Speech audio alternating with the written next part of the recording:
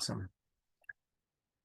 Welcome, everybody. My name is Matt Wellington. I'm the Associate Director of Maine Public Health Association, and I will be moderating today's discussion with our great panelists. And thanks for joining the first webinar in our series of webinars that are kicking off this week around cannabis in Maine, public health policy, and impacts. So this is the first of 4 webinars that we're hosting over the course of the next 4 weeks. They will be Wednesday at noon each week for the next 4 weeks.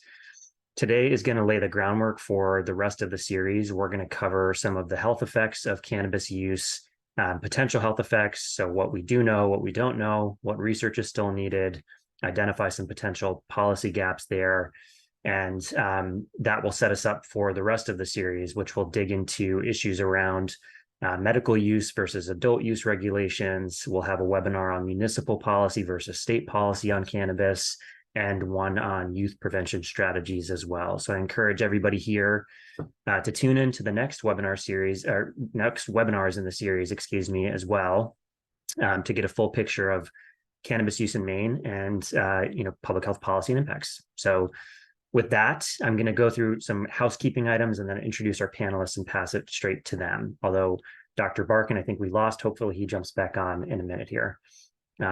So a couple housekeeping items.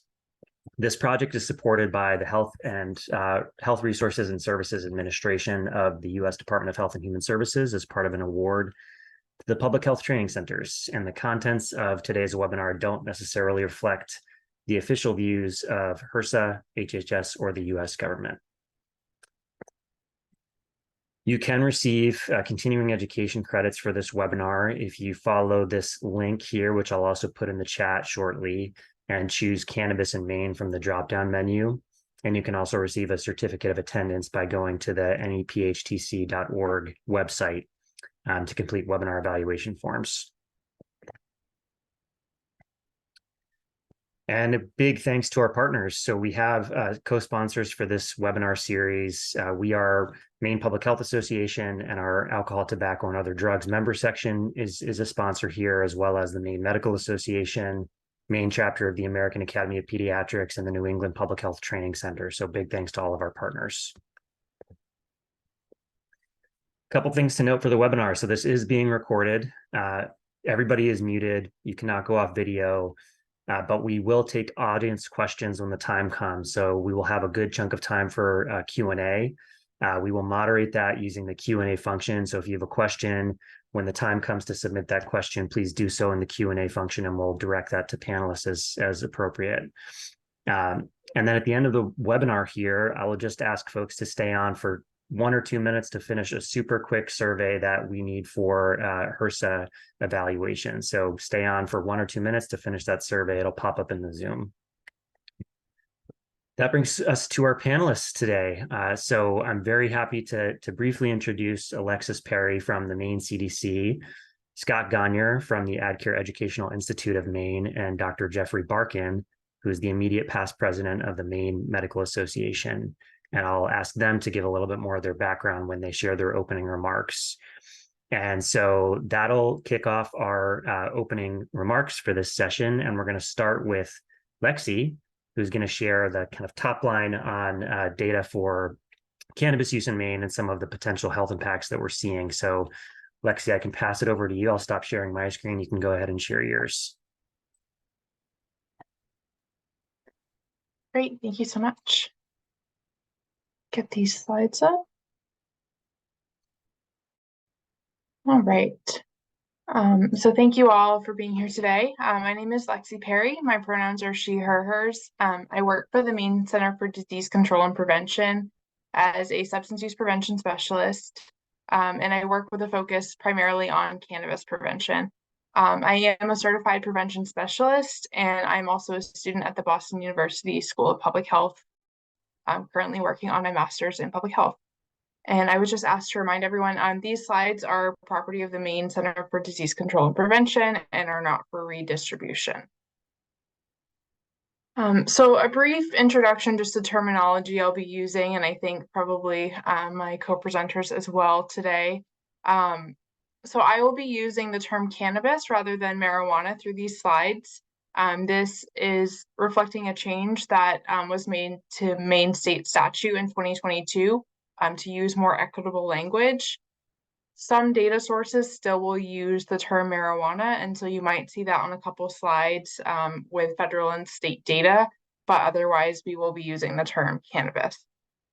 A couple other terminology things. So two of the main cannabinoids in the cannabis plant that are often discussed in these conversations about cannabis and health are cannabidiol, or CBD, and tetrahydrocannabinol, or THC. So delta-9 THC is the primary psychoactive cannabinoid in cannabis, and this just means that it produces mind-altering and intoxicating effects. There are other psychoactive substances in the cannabis plant, but when I talk about THC today, I will be primarily talking about the delta-9 THC. And while most of my slides will focus on THC rather than CBD today, it is worth mentioning that there are resources available on CBD and health impacts. One new one being SAMHSA's advisory titled Cannabinol, Potential Harms, Side Effects and Unknowns. It was released in February of 2023, so that's a great resource to check out if you're interested in CBD and health effects. Okay, so a little bit of data. So for Maine adults, this data is from the National Survey on Drug Use and Health, and this slide shows past month cannabis use and includes any responses that a person used cannabis at least one time in the past 30 days. So there's a lot going on in this slide, so I'll kind of highlight some important things. Firstly, you'll see that the data for 2021 is not included in the connected line. And this is because estimates from 2021 in this survey are not trendable with estimates from previous years because the survey methodology changed. But it still gives us a little bit of a snapshot of kind of where things are currently. In 2021, the past month cannabis use for Mainers was highest among 18 to 25-year-olds at 39.4%. For 12 to 17-year-olds, so underage, not eligible for even a medical cannabis card under state statute, was at 8.58%, and at 18% for 26 and older. So I know there's a lot going on. This data is broken down by several different age ranges, but these are kind of the big highlights. For high school aged youth in Maine, we use the Maine Integrated Youth Health Survey, which is an optional school-based survey conducted to assess health status of Maine youth, as well as positive and negative attitudes and behaviors that influence healthy development. This data is not only focused on substance use or prevention, it's also focused on healthy eating, active living, and other health behaviors. So this data is really a result of a collaborative effort between the Department of Health and Human Services, Maine Center for Disease Control and Prevention, as well as the Maine Department of Education. This data is collected biannually, so every other year, and it's typically collected in January to February of the odd number years, except for 2021, which was conducted in November due to the COVID-19 pandemic. We don't quite have publicly available 2023 data yet. It should be coming out very soon, and so we are very anxious to see kind of where things stand with 2023. But in 2021, across the state, 17.9% of surveyed high school students reported past 30-day cannabis use. So that's a little less than 1 in 5 high school students reporting what we call current cannabis use. Additionally, 65.1% of high school students reported the belief that there is no risk or slight risk of harm when using cannabis 1 to 2 times a week. And so this is kind of a tricky question to grasp, but the question that's actually asked on the survey here is, how much do you think people risk harming themselves physically or in other ways if they use marijuana once or twice a week? For this question, a higher percentage actually indicates a lower collective perception of harm. So we really want to see these numbers lower if possible.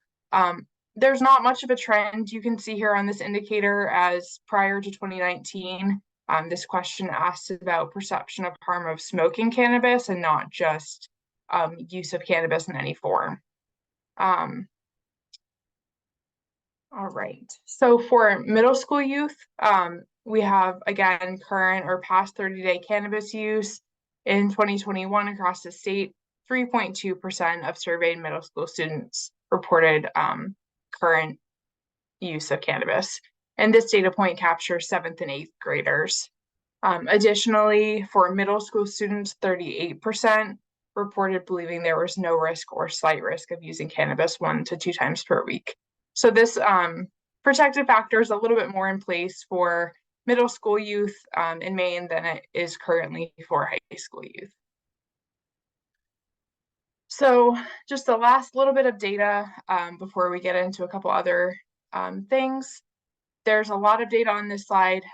In the top left, the first chart here shows the number of exposures to cannabis called into the Northern New England Poison Center by Maine residents by each year.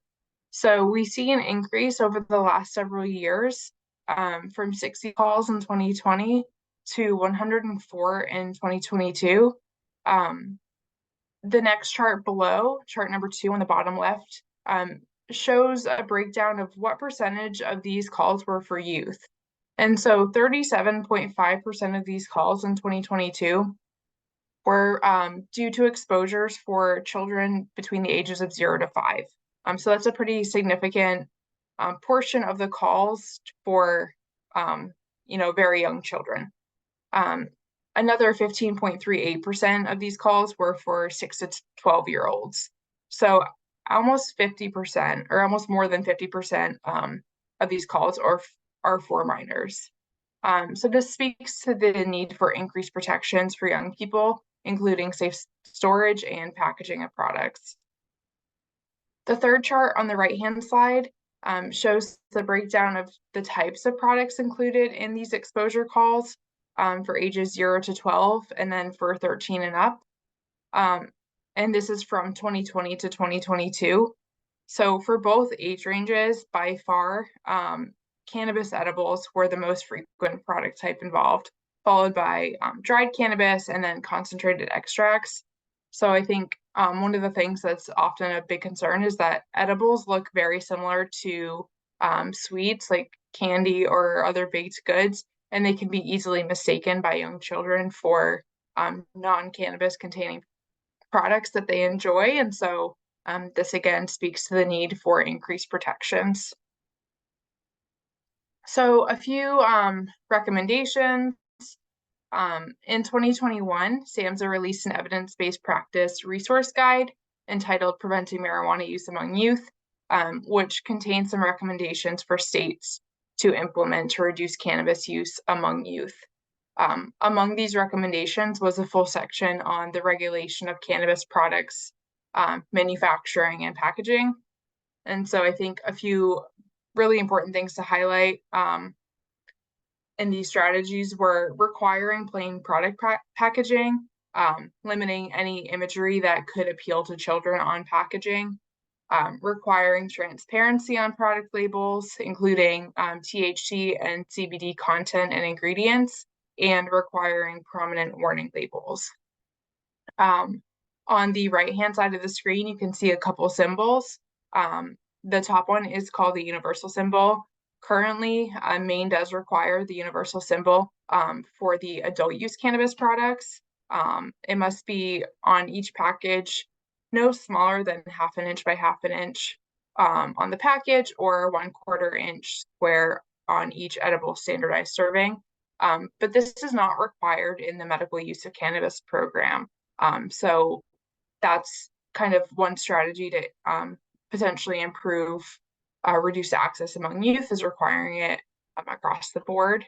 The symbol is an important safeguard to protect youth against accidental ingestions. The bottom label here is the Not Safe for Kids label, and it is optional in both programs.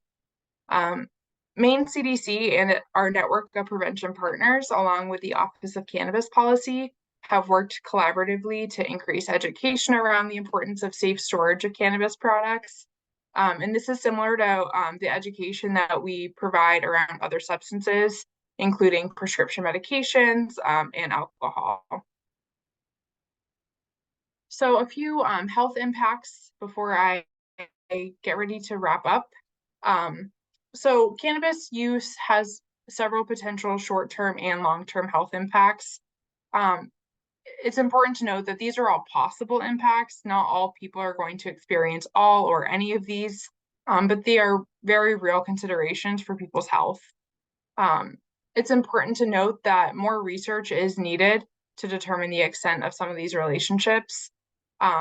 While there is a demonstrated link between cannabis use and mental health outcomes, such as anxiety, depression, and psychosis, it can and is very difficult to determine if this is a causal relationship. And so there's definitely a big data gap here. And so we definitely need more time for research.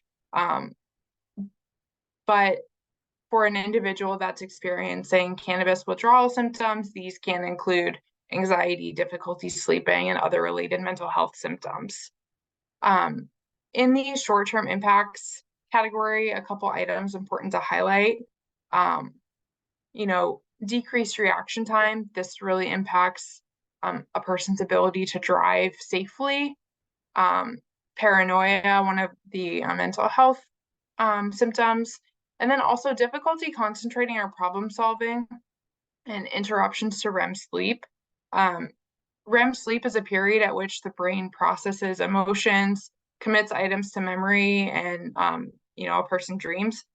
So it is notable that during cannabis use, especially chronic cannabis use, that the REM sleep cycle is shortened. So a person spends less time with this memory processing. And the long-term health impacts, again, mental health challenges, lung issues, respiratory issues, which is expected, especially with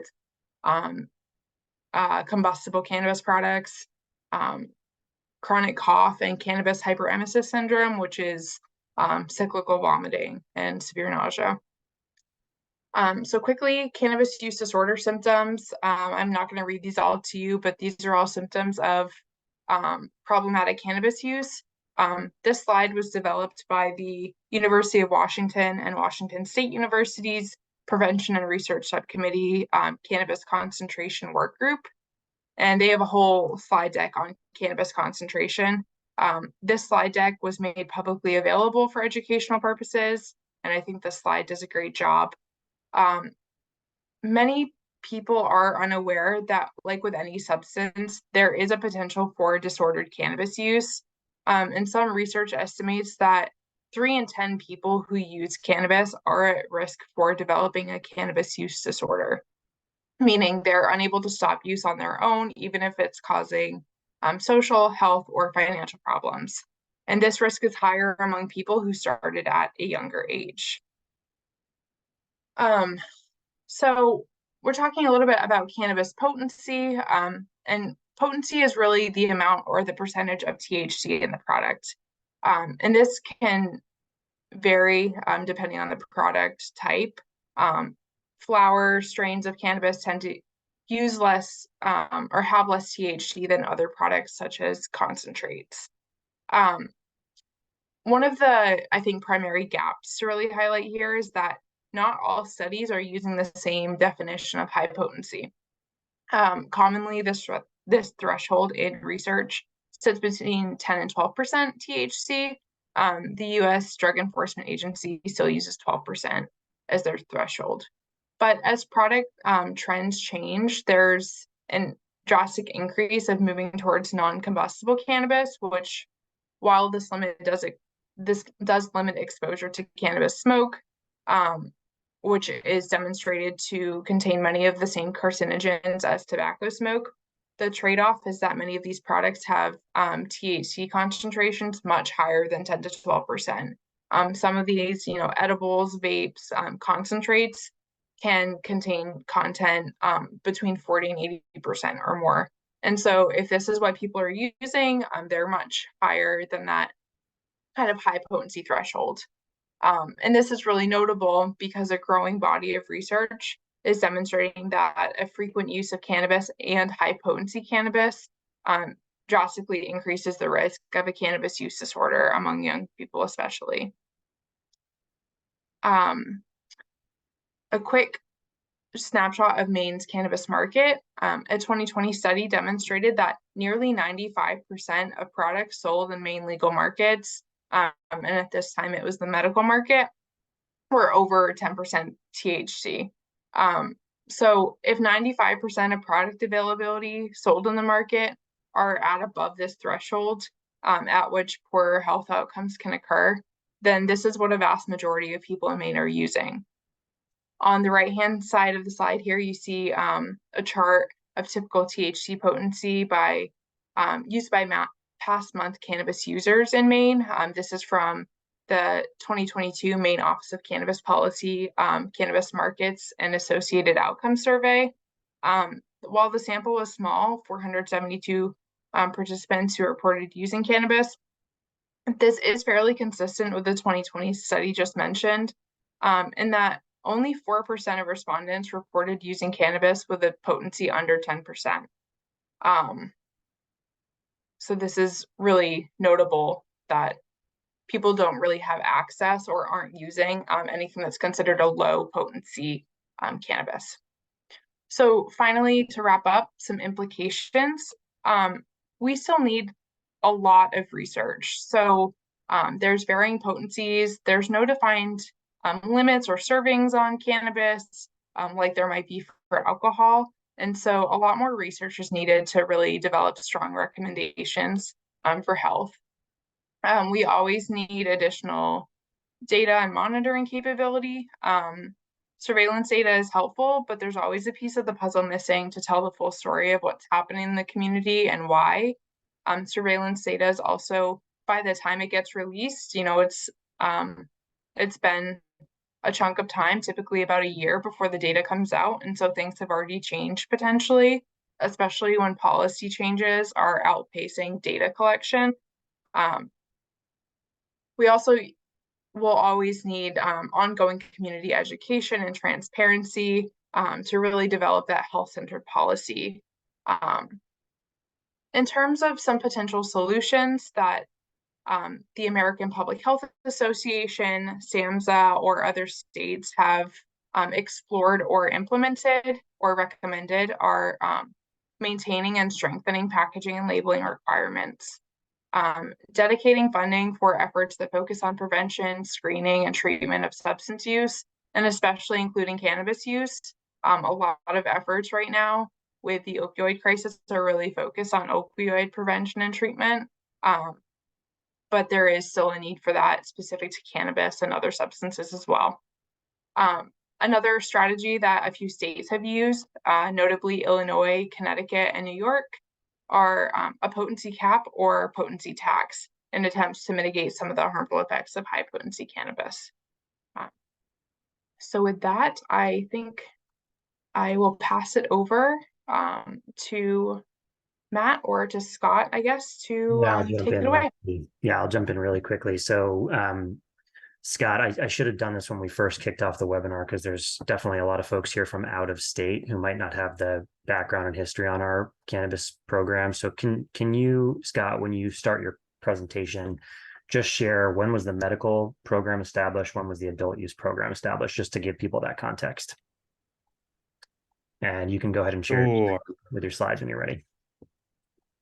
Yeah, and hopefully I remember the years. So I remember most of them. Yeah, so for folks from outside of Maine, medical there's really really medical passed really in two phases. 1999 was the first law that passed that allowed individuals to legally possess cannabis for medical use, but then 2009 established the sort of the dispensary model and the caregiver model to supply folks with medical cannabis if they got the recommendation. And then 2016 is when when Maine passed adult use legalization through a citizens initiative referendum. So that's sort of the quick timeline there. So my name is Scott, as mentioned at the beginning, and for my little section here, I'm just going to talk a little bit, very briefly, about some adolescent brain pieces around THC. I know Dr. Barkin is going to cover that more in depth, but then spend a little bit more time talking about what are we seeing in some of the other states around this. My little disclaimer side is at AdCare, we have our PTTC program, Prevention Technology Transfer Center program, which is funded by SAMHSA. So as similar as you saw before, my comments are not necessarily reflective of those of SAMHSA or the federal government. If you're not familiar with AdCare, we're a training organization in Maine, largely through various state contracts doing training and continuing education across the continuum of behavioral health services.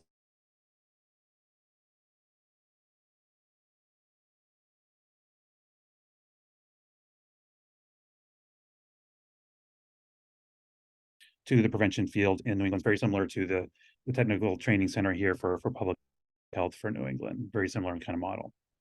I do also briefly want to acknowledge my fellow work group members. We have a national cannabis work group within our PTTC network. And a lot of the slides I'm using actually come from a slide deck that we developed together. So you saw the data that Lexi provided at the beginning. And so just some brief context on why, especially the youth data, is important. And it's really all about THC in the brain. And as was mentioned, at the end of her slide, she talked about cannabis use disorder. And there is still this sort of, I would call, mythology around cannabis that it's not a substance where a use disorder can be developed. But the reality is that the way that cannabis reacts with or acts in our brain is not dissimilar from other substances. So it lights up the same reward pathways in our brains, which can lead to a use disorder. The other thing that's particular with cannabis is we have this system in our body called the endocannabinoid system. And it's not just in our brain, but it's all throughout our body. We have these receptors throughout our body that combine with natural or endogenous cannabinoids that are naturally in our body that serve a lot of different functions. So they're in our brain, but they're also in our stomach and other parts of the body as well. But the interesting thing is we do have this endogenous chemical in our brain that's called anandamide. So that's the natural cannabinoid that's already in our body that's designed to connect with those receptors in our brain. It just so happens the THC molecule is similar enough that it can bind with the receptor. And this is where the problem really develops for young people, but even at older ages as well, is that basically when a young person is using a high potency THC product, it's basically flooding the brain with this THC molecule, which is essentially taking the place of the anandamide that's naturally in our brain. And that's really where the problems can occur. And as you can see in this model here, the endocannabinoid receptors are in many parts of the brain, responsible for many different functionings, such as movement, memory, coordination, like all of the basic kind of functions we need to do as humans on a daily basis. And so for young people, what this means is because it leads to things such as poor academic performance and deficits in attention, information, and processing and memory. And again, it's basically the flood of THC that's disrupting the natural processes that were intended to happen in our brain with the endogenous cannabinoid. And so through research, we've been able to establish some of this. So there's been brain imaging that's been done of adolescents who've used cannabis, and they've seen some differences in the sizes of brains between those who are using cannabis and those who are not. And what they found is that it's more pronounced the earlier someone uses versus later. So this tracks with other substances that we focus on with adolescents, such as alcohol and tobacco, in terms of the idea of delaying onset. The earlier a young person starts, the more problems they experience. The later, the more delayed use starts, the less pronounced or less severe these problems can occur. There's also, through research and imaging, found to be some functional differences between those who use cannabis and those that don't. So, for example, one thing they find is that sort of the brain activity is such that among some of those who are using cannabis, the brain basically has to work harder to perform the same tasks that a brain that is not flooded with THC has to perform. And so again, this has been observed in some really critical parts of the brain that are responsible for things like executive function, so that decision-making part of our brain functioning. And so there's also, and there's the next few slides going through some other research so far. So one area of research has been looking at cannabis use and impairment in cognitive domains of learning, memory, and attention. And so we do see some moderate levels of evidence of seeing some implications there. Also around suicide, this is another emerging area that we continue to look at, but we are seeing some moderate evidence of statistical associations between cannabis use and increased incidence of suicidal ideation. But as you know, Lexi mentioned in her slide, that this doesn't mean that everyone who uses cannabis is going to have this issue. It just means it's a red flag that we need to be considering, particularly so we're working with young people where suicidal ideation is an issue. Then we also may want to be aware of any cannabis use that is occurring. Another area of research is looking at incidence of social anxiety disorder. So there's moderate levels of evidence of a statistical association between regular cannabis use and increased incidence of social anxiety disorder. We also see, and I think Dr. Barkin is going to dive more into this, is also a good substantial level of evidence of a statistical association between cannabis use and development of schizophrenia and psychoses. So that's a big area of concern. Again, I know Dr. Barkin is going to talk more about that, so I'll leave that to him. And then another interesting area of research is looking at childhood adversity and outcomes. And so this particular area of research is finding that, you know, there can be negative outcomes from cannabis use and from childhood adversity, but when they're both present, the negative outcomes are more pronounced. So again, just another indicator that we can be aware of when we're working with young people. So I just kind of summarize up this section. Really, what again, it's the flooding of THC into the brain is really the issue with adolescents and really disrupting sort of the normal or sort of intended functioning of the brain. So it gets in the way of memory, it gets in the way of learning, which of course can be a domino effect when we think about going on to college, having future aspirations around careers. So that's why this period of adolescence is so crucial, and why our focus as public health experts, as prevention experts on adolescence and preventing and delaying onset of cannabis use is so important. And the reality is that in many states that have commercially available THC, I mean, most of the products that are being sold are really high potent THC products. So there's a lot of this that's really available that youth can access through various ways. And so again, I think as much as we can work together to prevent and delay onset of use, the better. The other piece I was asked to comment on is trends in other states. And so as I mentioned, well, first of all, so here's sort of the map of what legalization looks like across the country. Here in New England, 5 of our 6 states have both legal adult use, cannabis, and medical. The only state that doesn't have adult use yet is New Hampshire. And then Ohio is the latest state that has legalized. So I mentioned I serve on this work group with other colleagues across the country. And so some of the things that we all kind of see in our parts of the country when it comes to cannabis and some of the trends. I mean, first of all is we do have to be mindful of the data. We did see the data Hey, how's it going? From 2021 where there was a bit of a dip in high school. I do think we need to be careful about that a little bit, because I've seen some theories or some discussion around where cannabis can be a fairly social drug with some young people, that because of the disruption in school, that may be part of the reason we're seeing dips. So I think paying attention to the 2023 data is going to be really critical to see, does that continue to go down? Does it level off? Does it go up? I think there's a lot of unknowns with that. But across the country, we're seeing, you know, dips or really drops in the perception of risk of cannabis amongst young people, but really among parents and adults as well. And that creates issues. Youth access to commercial cannabis across the country is an issue.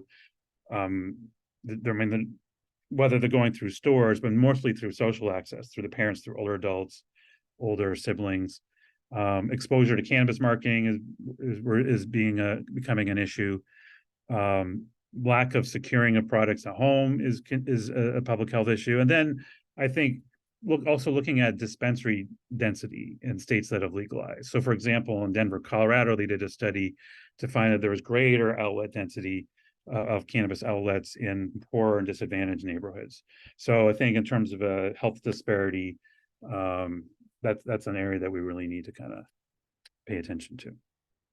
So I think we're going to talk about solutions later when we get to the Q&A. So I know we're getting a little short on time, so I'm going to hand it off to Dr. Barkin now. So.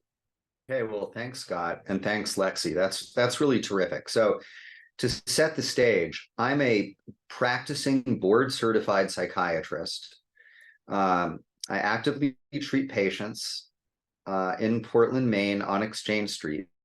And on Exchange Street, for those of you that know Portland, there are so many cannabis shops that, there are probably more cannabis shops than clothing stores. So I guess you could conclude that it's more normative to smoke cannabis than to get dressed.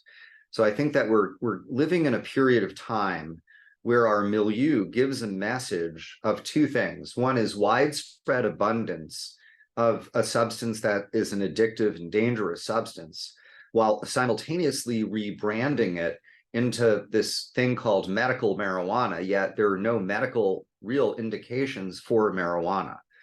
Marijuana may be helpful in some patients with certain conditions, certain patients with chronic pain or post-traumatic stress disorder or ALS. For sure, there is some data, but our data set is very, very poor.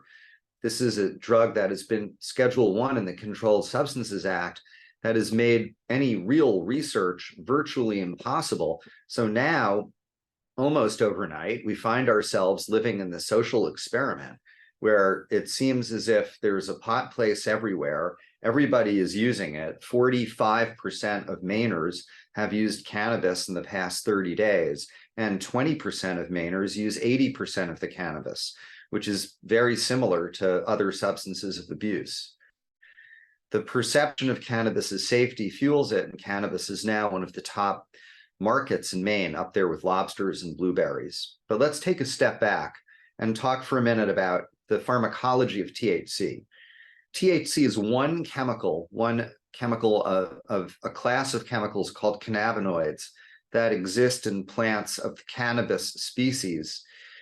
There are hundreds of other related molecules, cannabinoids and terpenes, and it appears as if the ratio of these different agents are what leads to subjective effects. And that's why users will report, I like this strain, or I don't like this strain. And it turns out that THC and CBD, cannabidiol, have antagonistic effects, and it's probably worth knowing some of the pharmacology. The sort of big, dangerous, scary molecule, if you will, is THC, tetrahydrocannabinol. And there are these receptors for THC located throughout the entire body. It's a very primitive receptor. It goes back evolutionarily to fish that live in the bottom of the ocean. And those receptors are expressed on the underside of the fish. So when they're at the bottom of the ocean and they get cut up, they're not in so much pain that they stop eating in their natural environment. And those fish are hundreds of millions of years old. Cannabinoid receptors are found throughout the human body, as Scott pointed out. In the brain, they are particularly prevalent in the hippocampus. And the hippocampus is the area of the brain that makes memory. Also the frontal lobe. And the frontal lobe is the part of your brain that gives you the ability to make judgment, to play games, to create strategies, to not just go, oh man, I got the universe in my pinky kind of thing, but actually play a game of chess. And we know that the psychological effects of THC are to take offline those frontal lobe circuits, which is why usually when people are getting stoned, they're not able to play chess. And visuospatial skills mediated through other parts of the brain, like the parietal lobe, become impaired, which is why we get concerned about the risk of automobile accidents and the use of, say, guns in people under the influence of THC. THC, well, what does this stuff do? THC alone actually impacts many other neurotransmitters. And the way that the brain works is it's comprised of literally hundreds of billions of cells. And each of these cells makes connections with other nerve cells. And each nerve cell, of which you have hundreds of billions, makes anywhere from 10,000 to 100,000 connections to other nerve cells. That's pretty amazing. So when one nerve cell wants to give a message to another, it releases a chemical.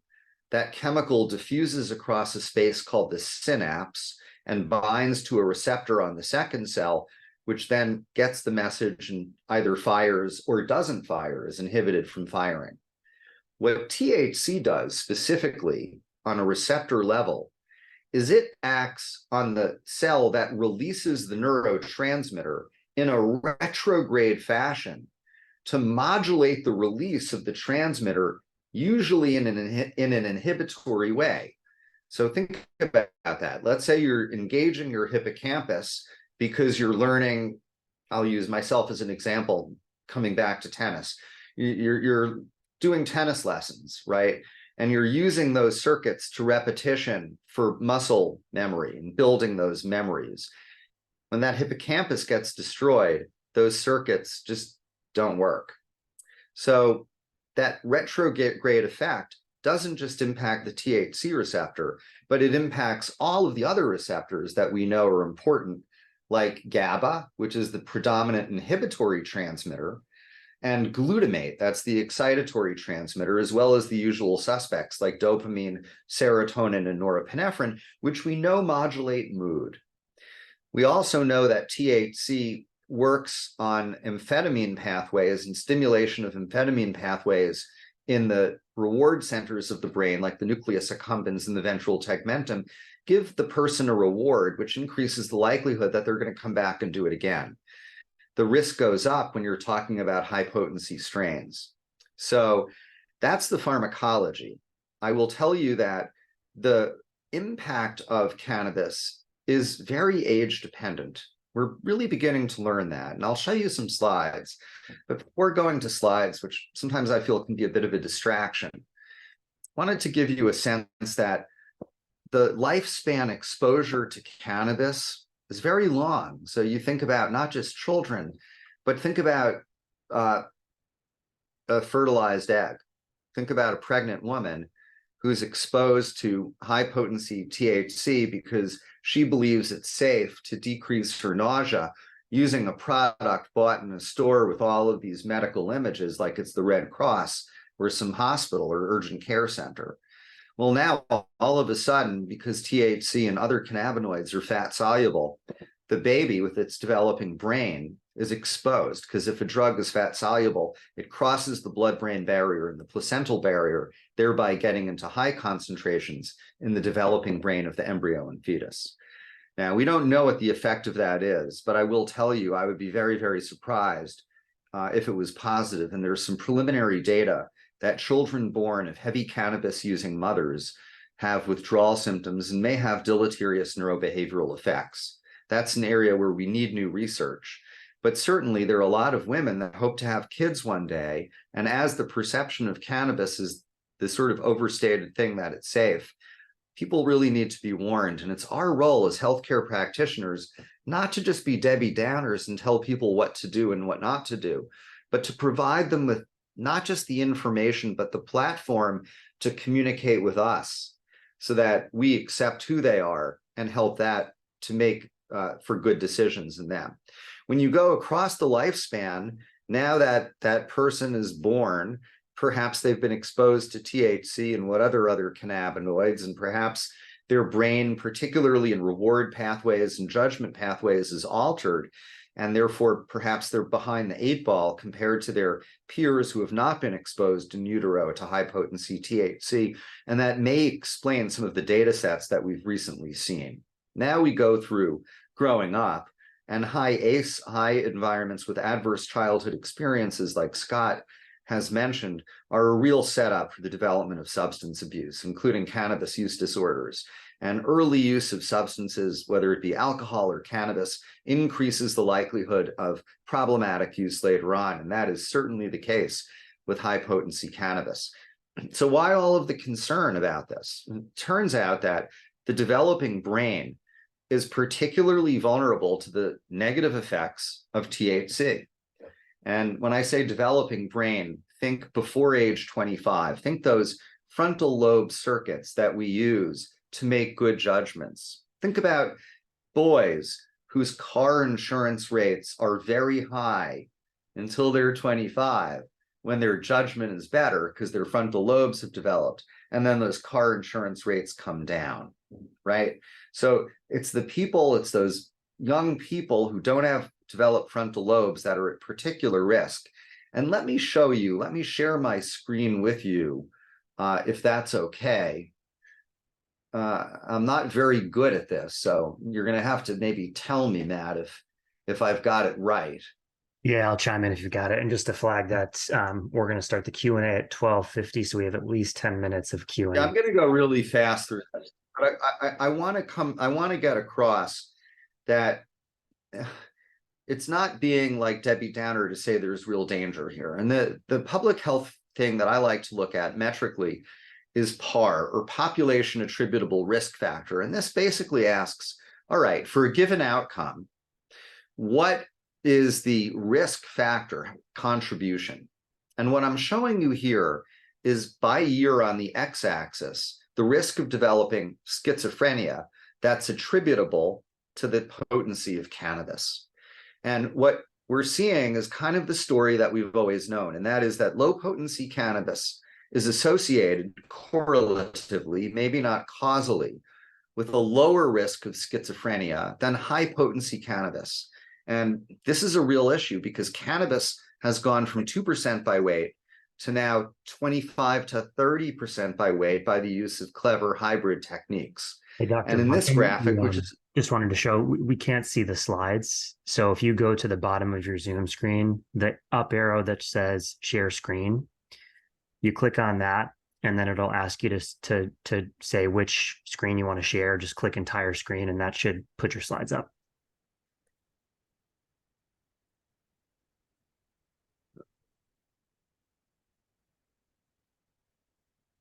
I'm trying. Can you see them now? Because I'm hitting share. No, but let me, I think I have your slides. So let me pull them up very fast and I can share my screen. That'd be awesome, because they're not complicated slides, but they'll tell you what you need to know, and feel free to share them.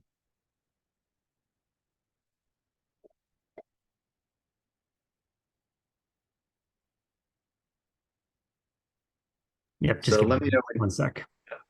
Excluded, etc. And they start using cannabis at high potency, and they develop cannabis use disorder. Or is it that kids who have cannabis use disorder are developing anxiety and depressive disorders and ultimately schizophrenia, which is the worst psychiatric disorder because it's chronic psychosis?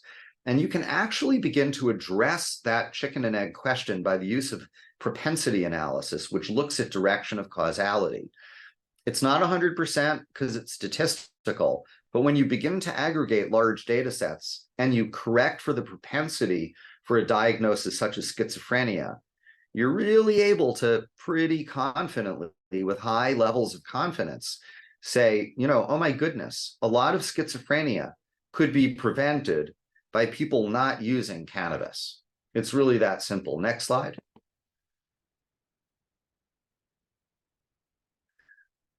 All right, really busy, and then I'll wrap up. If you look at the bottom planes and you look at the proportion, the one on the right with the use disorder, recent cannabis use, you can see it soar up. And when you look to the left of it with incident schizophrenia, same thing.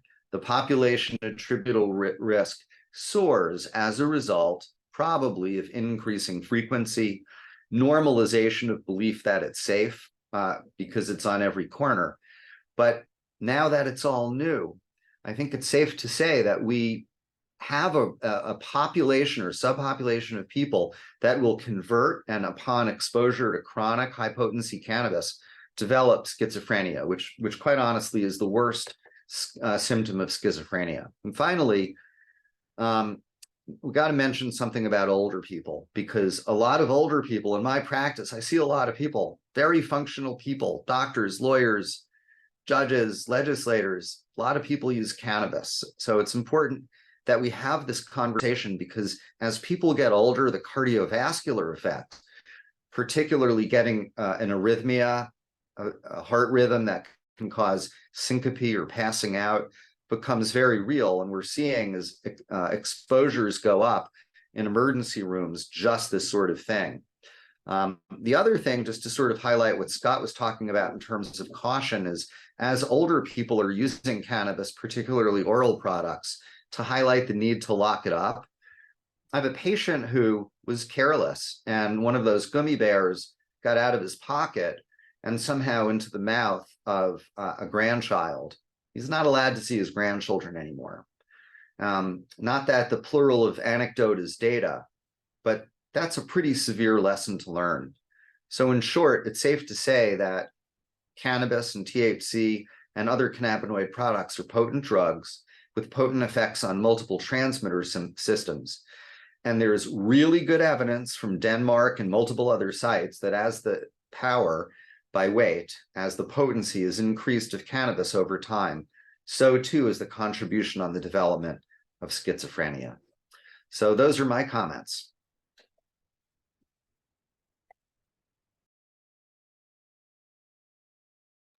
Thank you so much, Dr. Barkin and Scott and Lexi, for sharing your presentations. So we have just about 10 minutes for questions, and I want to raise one question that came into the chat and also share one question of my own after that. So the first question that I saw was, what are the secondhand exposure risks, for kids in homes with parents that use cannabis? I think it's, folks are clear what the secondhand exposure risks are for cigarette smoking. What are the risks for secondhand exposure to cannabis for kids? And I think I can ask, Dr. Barkin, if you want to answer that very briefly, and then we can move on to the other questions. Yeah, cannabis, the big concern is accidental exposure to oral cannabis, things that are left around. And people get desensitized with stuff, whether it be firearms, meds, or cannabis. And my universal thing with my patients is you got to have a safe, whether it's a benzodiazepine, whatever it is, you have to lock it up. No early refills, by the way. So there are things that us prescribers can do to reinforce the importance of locking things up. In terms of smoke, you're not getting a tremendous concentration of THC from secondhand smoke unless you're in a tight vessel like a submarine. I don't think it's credible, actually, when people say, oh, I got this positive THC from secondhand smoke, like an airline pilot or a doctor being monitored in recovery. It's possible, but it would have to be a very tight container. Finally, I think the big problem for kids is if parents are using cannabis, their lack of availability to the emotional needs of kids. And that to me is a really important impact, psychological impact of secondhand smoke, if you will. I see a question about emergency department admissions for cannabis use. And yes, there was and I'm going to be off by a little bit, but it was like a 1,475% increase in the number of ER visits for youth, a large number under age 6. And I won't forget this part, 91% of those exposures occurred where those kids resided. Thank you, Dr. Barkin. So there was a question about the data that we have around health harms and dangers of cannabis use and potentially limited data on some of the benefits. So I'll pose this question to all of the panelists. It seems like we have clear information about some of the potential risks. What do you see as some potential benefits for, adults using these products, and what research do you think is still needed to accurately assess those benefits and, of course, regulate around those? So we'll start with Lexi, if you can go first. Sure. So I think with any substance, there's always a need for more data. I know Dr. Barkin mentioned earlier in his talk about, there is some known benefits for patients with certain conditions like chemotherapy-induced nausea, I think ALS, and some other chronic pain. There is limited research around, especially CBD and potential benefits, and there is one FDA-approved medication with CBD. I think